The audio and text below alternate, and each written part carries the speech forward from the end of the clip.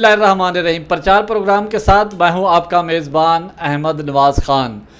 اسلام آباد میں اسلام آباد ہوٹل جس کو ہالیڈے ان بھی کہتے ہیں، وہاں پر یوم حجاب کے حوالے سے ایک تقریب ہوئی، اور یہ تقریب کا جو اہتمام ہے جماعت اسلامی نے کیا، اور وہاں پر جو مقررین تھے انہوں نے سپیچز کی، بہت اچھی سپیچز کی، اور مہمان خصوصی جو تھے سینیٹر سراج الحق امیر جماعت اسلامی پاکستان تھے، اور اس میں فرا عظیم شاہ انہوں نے بہت اچھی سپیچز کی، اور انہوں نے جو حقیقت ہے، جو پارلیمنٹیرین ہے اور خاص کر جو خواتین ہیں جو مخصوص نشستوں پر آتی ہیں کس طرح منتخب ہو کے آتی ہیں، انہوں نے وہ سب کچھ بتا دیا.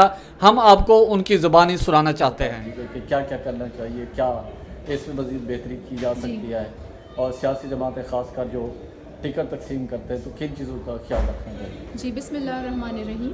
جی آج اسلام آباد میں یوم حجاب کے موقع پہ ایک بہت ہی عمدہ کانفرنس ہوئی، اور جس کو جماعت اسلامی نے آرگنائز کیا. سب سے پہلے تو میں ان سب کو مبارکباد دیتی ہوں اس شاندار کانفرنس کے لیے.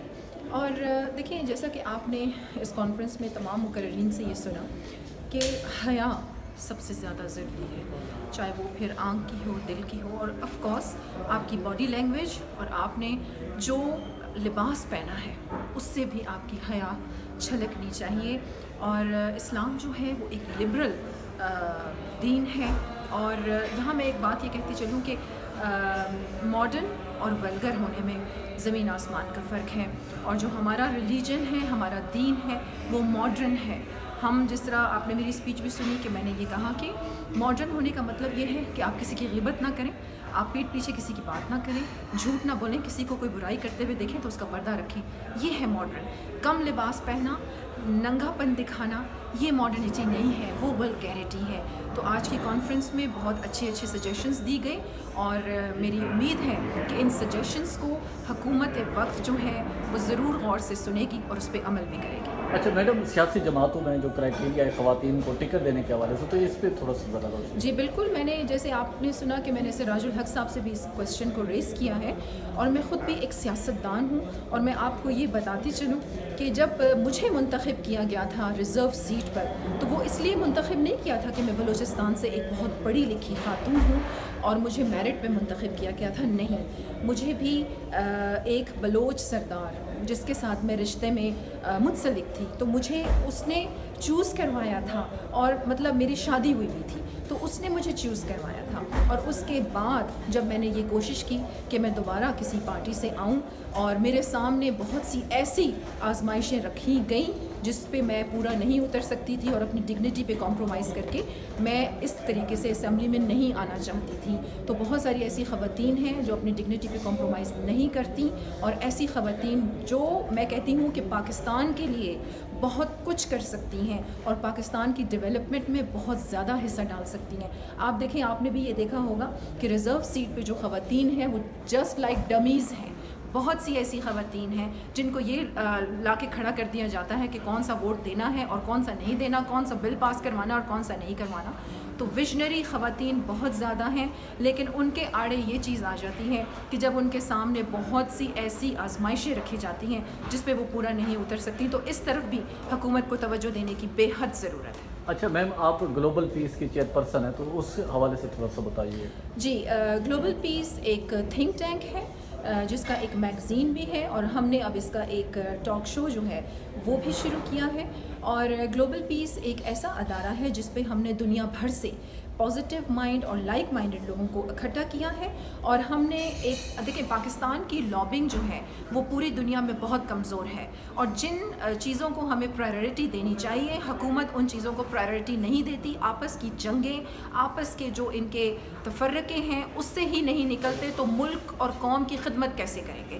تو گلوبل پیس ایک ایسا ادارہ ہے جس پہ الحمدللہ ابھی تک میں نے 10 ملکوں کو جمع کیا ہے، اور 10 ملکوں میں جتنے بھی ہمارے سٹنگ پارلیمنٹیرینز ہیں سوشل ایکٹیوسٹ ہیں، پیس ایکٹیوسٹ ہیں، وہ ہمارے ساتھ اس میں موجود ہیں. اور اگر آپ گلوبل پیس کی ویب سائٹ بھی دیکھیں گے تو ہماری الحمدللہ بہت ساری اچیومنٹس ہیں ابھی تک کی. اور گلوبل ایشوز میں ہم پاکستان کو برٹش پارلیمنٹ میں، یورپین پارلیمنٹ میں، پورچوگل پارلیمنٹ میں اور دنیا بھر میں ریپریزنٹ کر رہے ہیں. اور اس کا اصل مقصد ہے کہ پیپل ٹو پیپل کانٹیکٹ کو پروموٹ کرنا. تو پاکستان کی لابنگ کو ہم اس کے تھرو بہت زیادہ مضبوط کر سکتے ہیں. اچھا میم یہ بتائیے کہ نوجوان لڑکے لڑکیاں جو اس طرف آنا چاہتے ہیں تو ان کو کیا سجیسٹ کریں گے؟ دیکھیں گلوبل پیس کا تو ایک الگ پلیٹ فارم ہے، لیکن ایمان پاکستان ٹرسٹ اور تحریک یہ میرا ایک الگ پلیٹ فارم ہے جس پہ میں یوتھ کو موبلائز کر رہی ہوں. ایک تو ہم ان کو اویئرنیس بھی دے رہے ہیں اور ایتھیکل جو نیڈس ہیں ان کی وہ بھی ان کو سکھا رہے ہیں. اور معاشرے کا جو بہت زیادہ پڑھے لکھے نہیں ہیں ان کو ایک ووکیشنل ٹریننگ سینٹرز کے ذریعے ان کو ہم بہت سی جو ٹیکنیکل چیزیں ہیں وہ بھی سکھا رہے ہیں. جس طرح بہت سارے کورسز وغیرہ ہوتے ہیں مختلف، وہ بھی سکھا رہے ہیں. اور ایمان پاکستان کا حصہ اگر میرا یہ پیغام ہے آپ کے اس پروگرام کے تھرو پورے پاکستان کی یوتھ کو کہ ایمان پاکستان کا حصہ بنے. یہ صرف اور صرف مظلوموں کی آواز ہے اور پاکستان کی فلاح و بہبود کے لیے ہم اس پلیٹ فارم پر اکٹھے ہوئے ہیں. اور میں نے اس پلیٹ فارم کو یہی سوچ کے آغاز کیا تھا کہ اس پہ ہم صرف پاکستان کی غریب عوام کے لیے آواز اٹھائیں گے اور اس کی ڈیولپمنٹ کی بات کریں گے اور یوتھ کو موبلائز کریں گے کہ یوتھ ہمارا ایک بہت بڑا سرمایہ ہے اور یوتھ ہی پاکستان میں چینج لے کے آ سکتی ہے. میم یہ بتائیے کہ نوجوان لڑکیوں کے دیہات میں ایک بہت بڑی تعداد ہے جو اپنے حق کے لیے آواز اٹھانا چاہتی ہیں. جس طرح آپ نے دبنگ اسپیچ کی اور اپنی آواز بلند کی اور موٹیویٹ بھی کیا، تو ان کو کیا میسج؟ دیکھیں میں خود بھی بلوچستان کے ٹرائبل ایریا سے بلانگ کرتی ہوں، کلات سے، جس کا نام بھی میرے خیال سے پاکستان کے بہت سے ایسے جگہیں ہیں، پنجاب ہے. میرا ٹور ہوتا ہے تو بہت سارے ایسے لوگ ہیں جو بلوچستان کو جانتے بھی نہیں ہیں، کوئٹہ کو نہیں جانتے، بلوچستان کے بہت سارے علاقوں کو نہیں جانتے. تو میں خود بھی ایک ولیج سے ہوں، ایک ٹرائبل ایریا سے ہوں. میرا پیغام یوتھ کو یہ ہے کہ اپنے اللہ پہ بھروسہ رکھیں. کوئی چیز، کوئی بھی آپ کو جو فیسلٹی ہے یا کوئی سیٹ ہے یا کوئی آسائش جو ہے وہ انسان آپ کو نہیں دے سکتا اللہ کی جب تک مرضی اس میں شامل نہ ہو. اسٹرانگ رہیں، ڈٹے رہیں، آنیسٹی، سنسیریٹی اور ڈیڈیکیشن کے ساتھ اور اپنے اللہ پر بھروسے کے ساتھ آپ اچیو کر سکتے ہیں بہت کچھ. عظیم شاہ کی باتیں سنی اور ان کا یہ کہنا تھا کہ سیاسی جماعتیں خواتین کو جب مخصوص نشستوں کے لیے نامزد کرتی ہیں اس کا طریقہ کار تبدیل ہونا چاہیے، کیونکہ سیاسی قیادت جو ہے وہ مخصوص نشستوں پر جو خواتین کو کرائٹیریا نامزد کرنے کا ہے وہ اس پر اعتراض ہے. اور ان کا یہ کہنا ہے کہ قابل مخصوص نشستوں پر خواتین کوئی قابلیت نہیں دیکھی جاتی بلکہ کسی اور وجہ سے خواتین کو نامزد کیا جاتا ہے اور خواتین کو مخصوص نشستوں کے لیے مختلف اس میں کمپرومائز کرنے پڑتے ہیں. اب انہوں نے یہ بھی سجیسٹ کیا کہ برائی کو روکنے کے لیے اتنا ہی برا شخص جتنا ملوث ہے اور اتنا ہی جو اچھائی کا چاہنے والا ہے، اگر وہ برائی کو دیکھ کر خاموش ہو جاتا ہے تو وہ بھی برابر کا شریک ہے. اور ان کا کہنا ہے کہ جماعت اسلامی کو ایسا لاہے عمل اختیار کرے اور سیاسی جماعتوں پر پریشرائز کرے سیاسی جماعتوں کو کہ وہ قابلیت کی بنا پر خواتین کو مخصوص نشستوں پر نامزد کریں. اور جس پر سینیٹر سراج الحق امیر جماعت اسلامی پاکستان انہوں نے کہا کہ جماعت اسلامی کا جو طریقہ کار ہے خواتین کو مخصوص نشستوں پر نامزد کرنے کا وہ بالکل صاف شفاف ہے. اور انہوں نے یہ بھی کہا کہ میں اپنی بیوی کو خواتین کی مخصوص نشست پر نامزد نہیں کر سکا اور یہ خواتین جماعت اسلامی کی یہ خود ہی ریفر کرتی ہیں اور خود ہی نام تجویز کر کے جماعت اسلامی کو بھیجتی ہیں.